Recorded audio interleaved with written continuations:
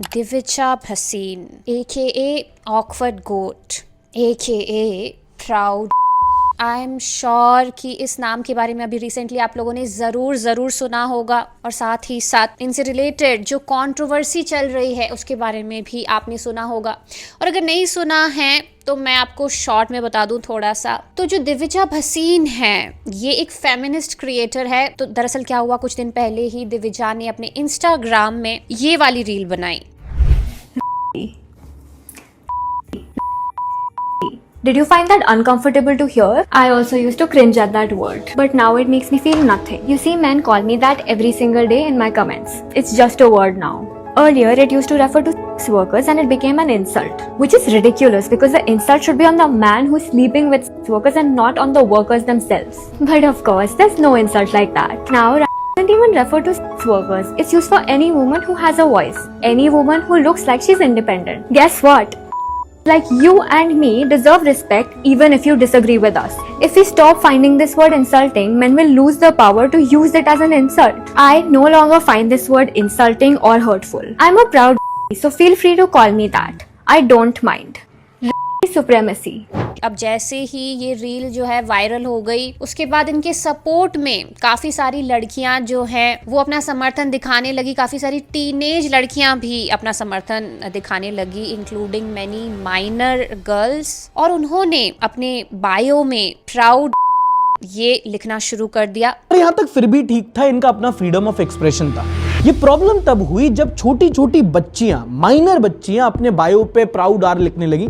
Actually इन्होंने दिव्या को ही देख के लिखना शुरू किया था, क्योंकि दिव्या ने भी अपने बायो में प्राउड ये मेंशन किया। और उसके बाद as a token of acknowledgement Divya ने भी काफ़ी लोगों की उनमें से स्टोरी शेयर की, जिनमें से कहा जा रहा है कि कुछ माइनर भी थी लड़कियां। और ये मोहतरमा उसको अपनी स्टोरी पे लगा के फ्लॉन्ट कर रही हैं कि देखो मेरे कहने पर बच्चियां अपने आप को वैश्या बोल रही हैं। तो जाहिर सी बात है इस कंट्रोवर्सी से काफ़ी सारे लोगों को दिक्कत हुई कि यार दिव्या जो है गलत चीज़ें प्रमोट कर रही हैं। इनफैक्ट नेशनल न्यूज़ में भी इनवाइट किया गया दिव्या को और उनसे पूछा गया जब कि वो क्या सोचती हैं इस बारे में, कि क्या माइनर जो लड़कियां हैं उन पे सही में असर पड़ रहा है इस बात का। क्या दिव्या को लगता है कि उन्होंने जो किया गलत किया और उन्हें ये नहीं करना चाहिए था। तो दिव्या का कहना था कि minors are also using this hashtag that has been started by you. It's sad that they decided to put it in their bio. It means that they relate to it.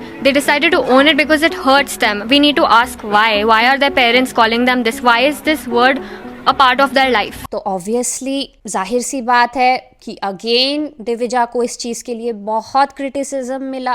तो मुझे भी फिर लगा कि नहीं यार, इस कंट्रोवर्सी में बोलना तो ज़रूरी है, एक अपना भी टेक देना ज़रूरी है। हालांकि मैं कोई फेमिनिस्ट क्रिएटर नहीं हूँ और ना ही मुझे कोई फेमिनिस्ट क्रिएटर बनने का शौक है, लेकिन हाँ, फेमिनिज्म एज अ कॉन्सेप्ट उस चीज़ की मैं रिस्पेक्ट करती हूँ। जिस उद्देश्य के साथ फेमिनिज्म का जो पूरा कॉन्सेप्ट है वो स्टार्ट हुआ था, वो कोई मजाक की बात नहीं थी। उसमें काफ़ी लोगों की भावनाएं थी। वो चाहते थे कि भाई फेमिनिज्म मूवमेंट के थ्रू उन लड़कियों को जिनके साथ सही में अत्याचार हुआ है, जिनके साथ सही में भेदभाव हुआ है, उनको एक वॉइस मिल सके। तो that's why I respect the concept of feminism. But मुझे लगता है कि ये वाला जो इशू है ये बस फेमिनिज्म तक सीमित नहीं है, ये उससे भी ज़्यादा जो डीप एक सड़न हो गई है हमारे पूरे सिस्टम में, सोसाइटी में एक रूट ही सड़ती जा रही है, उसकी तरफ इशारा कर रहे हैं। कई बार क्या होता है जब हम सच्चाई लोगों को सामने रखने की कोशिश करते हैं तो बहुत एक्सट्रीम हेट्रेड देखने को मिलता है, खासकर फीमेल क्रिएटर्स को और लड़कियों को। बहुत पुरानी गंदगी है, समय लगेगा। बहुत पुरानी गंदगी है। सोचो कितना पुराना हमारा देश है और कम से कम पिछले 1000 सालों में तो बहुत गड़बड़ करी गई है। ये जो गाली गलौज कर रहे हैं बेचारे तो शिकार हैं गंदगी के। इन्हें पता भी नहीं है कि इनके मुंह से कौन बोल रहा है। इनके मुंह से अतीत की सड़न बोल रही है। which is much more serious than feminism, just feminism itself। क्योंकि जैसा कि आप अष्टावक्र गीता में भी देखेंगे, जो अष्टावक्र ऋषि कहते हैं श्लोक नंबर 2.22 में कि नाहम देहो न मे देहो जीवो नाहमहम ही चित्त, ना मैं देह हूँ ना यह देह मेरी है, मैं जीव भी नहीं हूँ, मैं चैतन्य मात्र हूँ और मेरा बंधन यही था कि जीवन देह से स्पृहा थी, तो सीधा सीधा अष्टावक्र ऋषि अष्टावक्र गीता के माध्यम से अद्वैत फिलॉसफी की जो एक बहुत ही इम्पॉर्टेंट बुक है, आप ये कह सकते हो अष्टावक्र गीता, उसमें साफ साफ कह रहे हैं वो कि ना ही मैं देह हूँ और ना ही यह देह मेरी है, मैं जीव भी नहीं हूँ, मैं चैतन्य मात्र हूँ। तो नॉन डुअलिटी अद्वैत ये साफ साफ कहता है कि लिंग तो भाड़ में गया भाई, कि लिंग क्या है तुम्हारा नहीं है, मैं जीव भी नहीं हूँ। मुझे तुम ये जो जीव मान रहे हो ना, मेरा जो शरीर दिख रहा है तुम्हें, एक स्ट्रक्चर दिख रहा है, मैं वो भी नहीं हूँ। लिंग तो दूर की बात है, और ना ही ये देह मेरी है, ये देह भी मेरी नहीं है। तो इसके साथ तो मेरा रिश्ता जो है पहले लिंक करना बंद करो। तो नॉन डुअलिटी के पॉइंट ऑफ व्यू से सीधा सीधा देखे तो भाई यही होगा कि हाँ ठीक है, लड़की बन के जन्म जो है ले लिया है, लेकिन इसमें अब कुछ कर नहीं सकते भाई, अब ये बाय डिफ़ॉल्ट है। आप लड़का हैं या कोई और है, वो लड़की है, ठीक है। तो अगर नॉन डुअलिटी की नज़रों से देखेंगे तो मुझे तो लगता है कि फेमिनिज्म का जो पूरा कॉन्सेप्ट है वो ही एक तरीके से टूट के बिखर जाएगा। कि पहली बात तो फेमिनिज्म है क्या भाई, आप ह्यूमन हो पहले, अभी आप एक ह्यूमन होने की बात करो। एक इंसान को ही उसके राइट्स नहीं मिल रहे हैं पूरी तरीके से, कहीं पे क्लाइमेट चेंज हो रहा है, किसी को अपना घर छोड़ के जाना पड़ रहा है, रिलीजन के नाम पे दंगे फसाद हो रहे हैं, जाति के नाम पे भेदभाव हो रहा है, ये वो। आप कहाँ ये लेके बैठे हो कि भाई ये लड़का है तो वहाँ मेन एक्टिविस्ट पैदा हो रहे हैं, या आप लड़की हैं तो फेमिनिस्ट पैदा हो रहे हैं। अच्छी बात है, होना चाहिए, लेकिन अगर हम नॉन डुअलिटी की नज़रों से देखें, ट्रुथ को एनालाइज करें, तो सबसे पहले आप एक ह्यूमन हैं। अब अगर इस कंट्रोवर्सी को हम देखें कि भाई मैं क्या सोचती हूँ इस पूरी कंट्रोवर्सी के बारे में, जो भी दिविजा ने कहा या दिविजा के साथ हुआ या उनसे इन्फ्लुएंस होके जो लड़कियों ने किया, क्या वो सही किया गलत किया? तो देखिए, दिविजा ने क्या किया नहीं किया, वो सही था गलत था, स्टोरीज को शेयर करना नहीं करना, इसमें मैं नहीं जाऊंगी, क्योंकि ये उनका अपना फॉर्मेट है। देखिए, सबका अलग अलग एल्गोरिथम होता है, वो उसको फॉलो करते हैं। अब कोई अगर राइट विंग सपोर्टर चैनल है, कोई क्रिएटर है, तो वो अपने एल्गोरिथम की खिलाफत करने की तो कभी नहीं सोचेगा ना कि भाई एक वीडियो ऐसा बना दे जो लेफ्ट विंग को भी सपोर्ट करे, या वाइस वर्सा। और वही स्टोरीज आप शेयर करते हैं कि भाई 1 मिनट आपको मिला है, एक स्टोरी मिली है, तो वो आप किस चीज़ में शेयर करेंगे? अपने एल्गोरिथम में पुश करने के लिए शेयर करेंगे, ताकि जो एल्गोरिथम है उस तरीके की ऑडियंस में और उस स्टोरी को फैलाए और आपको और वैसी ऑडियंस मिल सके, ताकि जब ऑडियंस आपके पेज में आए तो उन्हें उसी एल्गोरिथम से रिलेटेड पुराने वीडियोस मिले, वो कनेक्ट हो सके और आपको फॉलो करें।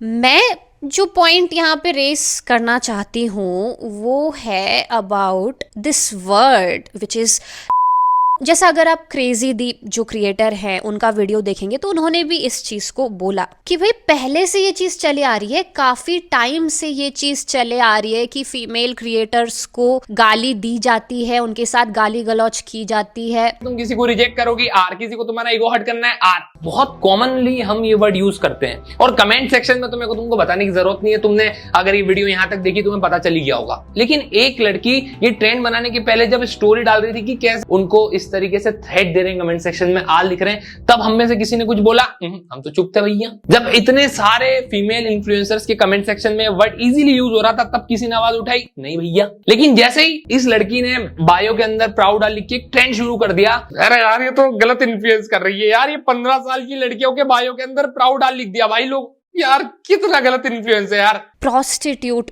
होना या किसी को बोलना, ये ज्यादातर लड़कियों को ही बोला जाता है। मुझे तो इसका जो अपोजिट वर्ड है जो लड़कों के लिए लागू होता है, ये पता भी नहीं है क्या है। शायद मुझे सर्च करना पड़ेगा कि का वो वाला वर्ड कौन सा है जो लड़कों को बोला जाता है। तो सीधी सी बात है कि कितना भी आप डिनाई कर ले, दिविजा को आप साइड में रखिए, वो तो अपनी फॉलोइंग गेन करना चाहती है, जो भी है अपनी एल्गोरिथम के हिसाब से चल रही है, फेमिनिज्म की नीश को पकड़ के चल रही है, ठीक है। तो भी आप मुझे बता दीजिए कि जो या प्रोस्टिट्यूट का अपोजिट लिंग वाला जो वर्ड है, कि लड़के अगर प्रोस्टिट्यूट हो या लड़के अगर हो तो उनको क्या बोला जाएगा? वो वर्ड भी आप ढूंढ पाएंगे क्या? चलो ढूंढ भी लेंगे आप सर्च करके, तो आप मुझे बताइए क्या वो पॉपुलर है इतना? कि हर किसी के कमेंट सेक्शन में हर दिन एक बार तो बोला ही जाता है। ऐसा हो ही नहीं सकता कि किसी फीमेल क्रिएटर ने किसी कंट्रोवर्सी पे कमेंट किया हो और उनको जाके उनके कमेंट सेक्शन में ये वर्ड ना बोला गया हो। तो द पॉइंट इज कि जहाँ पे जब आप ये वाली पूरी कंट्रोवर्सी को एनालाइज कर रहे हैं कि दिविजा ने स्टोरी किसी माइनर लड़की की शेयर करी जिसमें उस लड़की ने प्राउड दिविजा से इन्फ्लुएंस होकर स्टोरी डाल दी थी।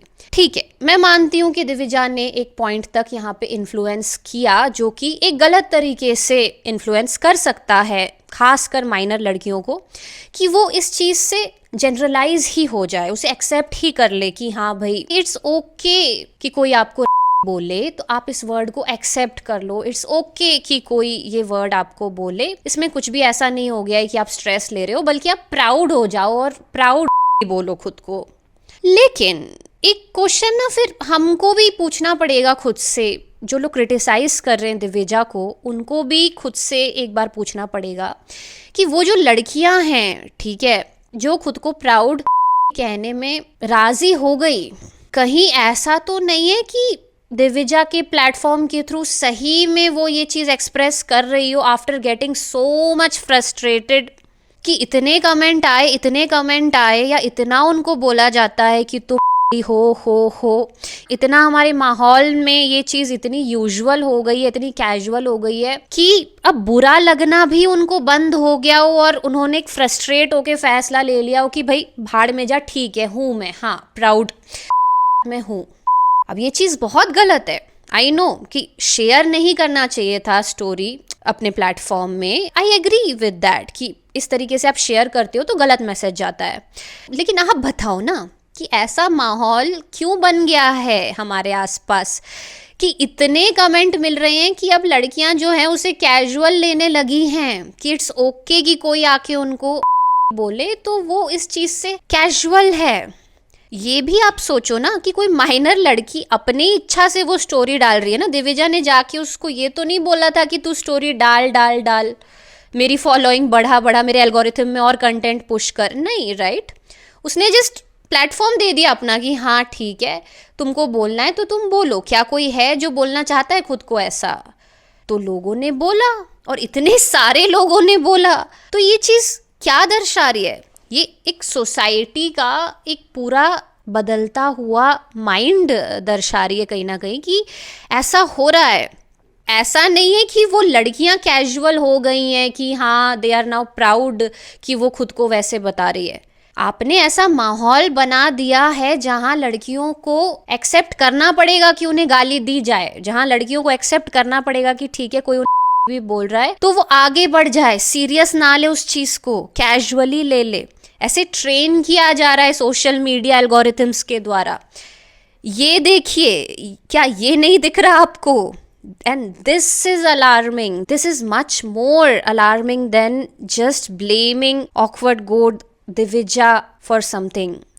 सो that was it for this video guys. अगर आपको ये वीडियो पसंद आई है और यहाँ तक आपने ये वीडियो देखी है तो चैनल को सब्सक्राइब करके ज़रूर जाइए और कमेंट सेक्शन में मुझे बताइए कि इस पूरी कंट्रोवर्सी के बारे में आपकी क्या राय है, आप क्या सोचते हैं। और अगर आप नॉन डुअलिटी को लर्न करने में इंटरेस्टेड हैं और थोड़े गहरे तरीके से, तो आप चैनल मेंबरशिप भी ज़रूर ज्वाइन कर सकते हैं। तो मिलते हैं ऐसी किसी एक और वीडियो में। Till then take care of yourself.